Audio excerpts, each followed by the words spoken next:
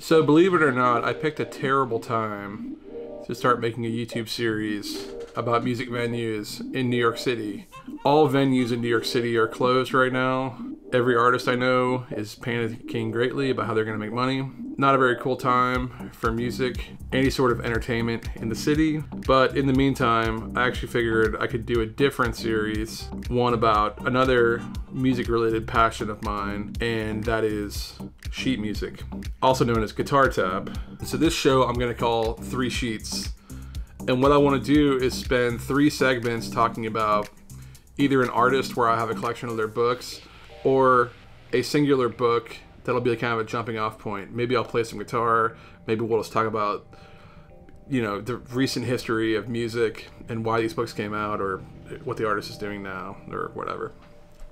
Let me give you a little bit of a backstory if you haven't been following my Instagram for the past couple of years. I got a gift certificate for Christmas, I think in 2017, to Amazon, and really couldn't think of like what I wanted. And so I thought maybe I'll get some guitar tab books. There were a few Radiohead books I was missing, some other things. So I looked them up on Amazon and I realized that there was a whole nother tier of pricing. So I don't really care if I get a brand new Radiohead tab book. I found many for half price or even less. I started doing some digging and I realized that on Amazon and eBay, I could get most books for less than full price. 95% of the books that have ever come out, as far as guitar tab goes, are out of print. I went on a mission to get as many of these books as I could, but only at a certain price. I wasn't gonna pay $20 for every single one of these books. That would be prohibitively expensive. I found a website called gettextbooks.com, which makes it easy to actually set a wish list. So you can look up books by their name or by their ISBN number, which is a good way to determine it's the actual book. You can then make a save for later list with price alerts, so it'll tell you when it goes below a certain price. So I have about 600 books on that list even now. My collection, let me check real quick, and I can check it online. So I have a spreadsheet that tells me, so I own 729 guitar books now. And it's not just guitar books, some of them are piano, vocal guitar, which we'll talk about. I started with 100 or less. I have IKEA bookshelves that a lot of people use to store vinyl. I'm using to store the sheet music. It doesn't make total sense for me to keep going hardcore right now. Eventually, I'm gonna have an entire wall of guitar tab, whereas this is the kind of thing that would work best in sort of like a man cave or basement at like a country home. Book number 1. A Mark, a Mission, a Brand, a Scar by Dashboard Confessional. I bring this up because Dashboard was supposed to, or actually, let me take that back, did perform this album in full last week. I almost went to the show. I didn't. I don't even know why I didn't. However, that was the last show at Webster Hall before this mandated shutdown in New York City. A Mark, a Mission, a Brand, a Scar by Dashboard. This is actually the original book from when I bought it in Tallahassee, Florida in 2003. It was actually my first entree to Dashboard. Back then when MTV had MTV Unplugged and it was really a serious thing, they still had the Real World and Road Rules going on, but the music was still maybe 30% of the channel. I was floored by Dashboard Confessional's Unplugged because the people in the crowd were going absolutely apeshit the entire time. Everybody was screaming every word to every song the entire time. It was my first entree to maybe emo. It was my first entree to Hands Down, which is hands down Dashboard's greatest song, I think. Maybe we'll hear a little bit of it. Right here. Dashboard was the first non-platinum act to get its own episode of Unplugged. Now, because these books are copyrighted, I can't actually just put the music on the screen, but I might play a little bit of it just for fun.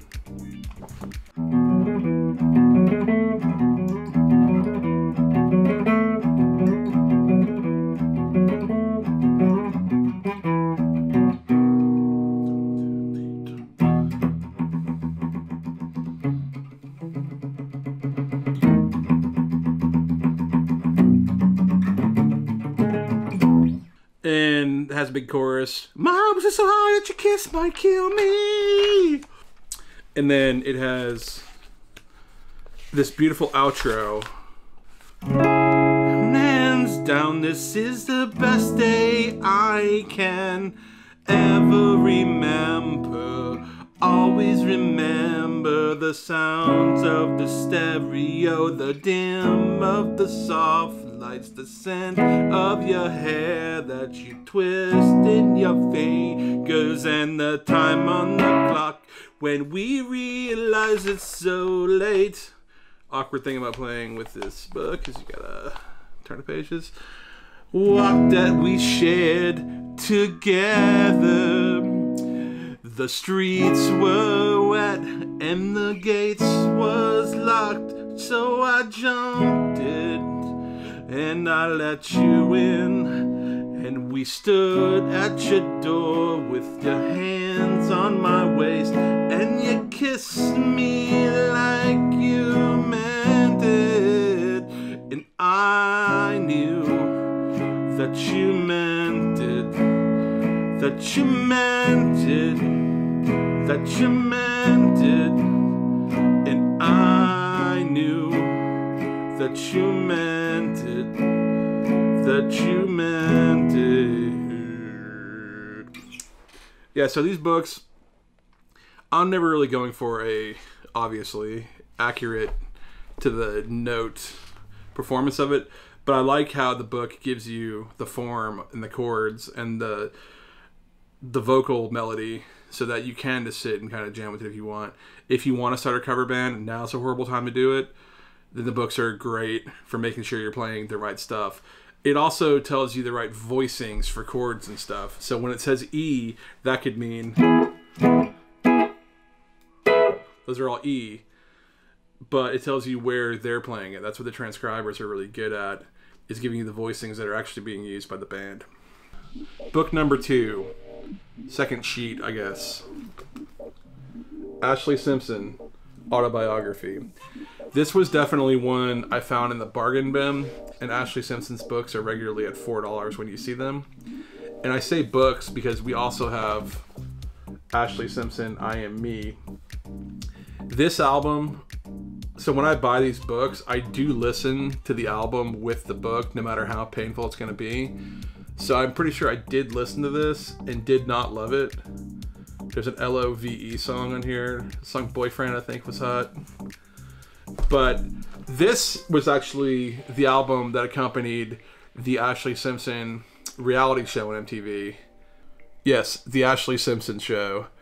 Taped from 2003 to mid-2004. It's a very similar time period to the Dashboard Confessional. This was also featuring her boyfriend at the time, Ryan Cabrera, who had a song On the Way Down, I think it was. Ashlee Simpson's also been a favorite on the New York Times Popcast. And so that brought it back into my consciousness in a big way last year when they did a Ashlee Simpson episode. This album was fair. And when it came out, I remember the video for Pieces of Me coming out and being so furious, like, oh my God, Jessica Simpson's sister that nobody's ever heard of just gets a music video, just gets a music career. It was so insulting to everyone's intelligence. However, she was pretty charming on her reality show, and it ended up being a decent record for the time. It was produced by John Shanks, who produced Alanis Morissette, I think Michelle Branch's Fire albums. I may find a song in here for us to strum on the guitar and maybe have some fun with. I doubt there's going to be anything we really want to strum out of this Ashlee Simpson book. It's not worth having these books because you want to perform the music. It's more of like the thing you had in your head, actually seeing it written out without having to actually sit and transcribe it yourself. This is actually co-written by Cara DioGuardi, the song La La, which has cat themes and references. It says, you make me wanna la la. In the kitchen, on the floor, I'll be your French maid. When I meet you at the door, I'm like an alley cat. Drink the milk up, I want more. You make me wanna scream. So let me try doing a little taste of that chorus. You make me wanna la la. You make me wanna la la on the kitchen, on the floor. I'll be your French maid when I meet you at the door. I'm like an alley cat, the milk up, I want more. You make me wanna scream. That's enough of that. I remember that being a fairly hot banger at the time off that record. Sheet number 3 is near and dear to my heart and hopefully yours. Let's get it out of the way and here we go. John Mayer, Room for Squares. This is the book as well that I bought, I think in Tallahassee, Florida. Anyway, John Mayer, amazing guitar player. Even on this album, this is the album I think he was most influenced by artists like David Gray and Dave Matthews. Around this time, he was hobnobbing around Atlanta and playing 1,000-person shows, touring with Howie Day.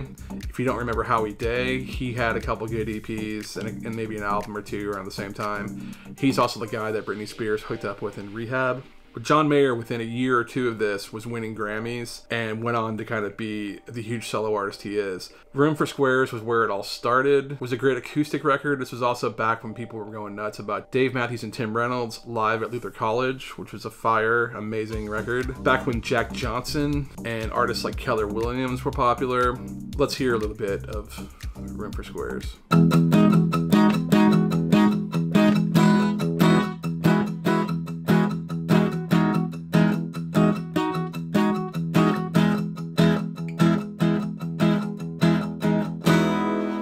Actually skip past this because I played this so much in my youth days that I will actually throw up if I keep playing it.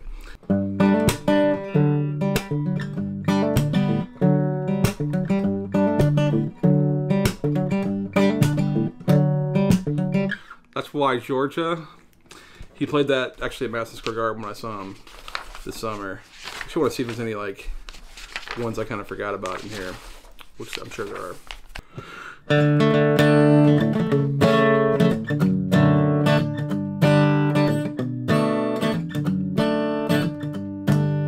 My stupid mouth has got me in trouble. I said too much again to a date of yesterday. My stupid mouth. And then what's ironic about this is one of his biggest hits, Your Body is a Wonderland, actually has a pretty pedestrian acoustic part where it's just, oh, is it drop D? Oops.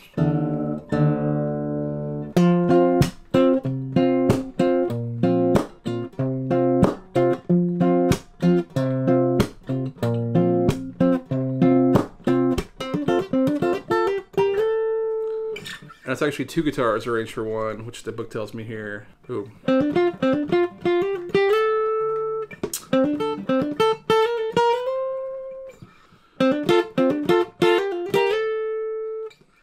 Neon I can't play.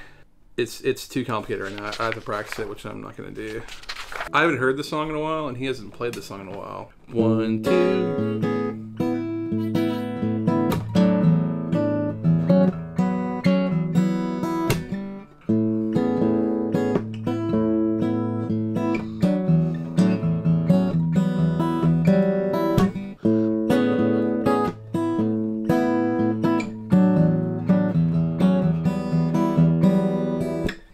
83.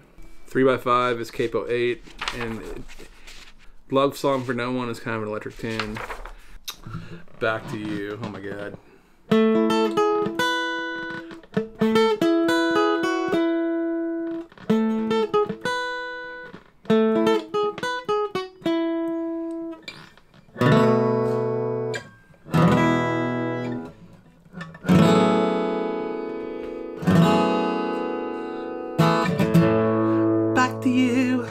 Great Indoors, Capo 5, Drought D, I don't really want to mess with that.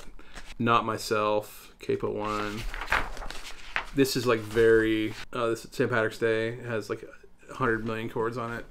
I'm not going to play this, but this was like a tune that it was impossible for people to memorize because it has that many chords in it.